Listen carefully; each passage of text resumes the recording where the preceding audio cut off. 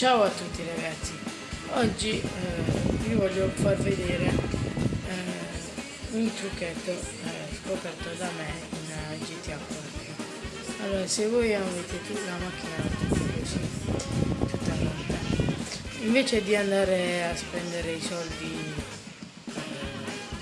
al pen spray, allora andate su, mettete il trucco di attivate il trucco salute e la macchina apparirà come nuova.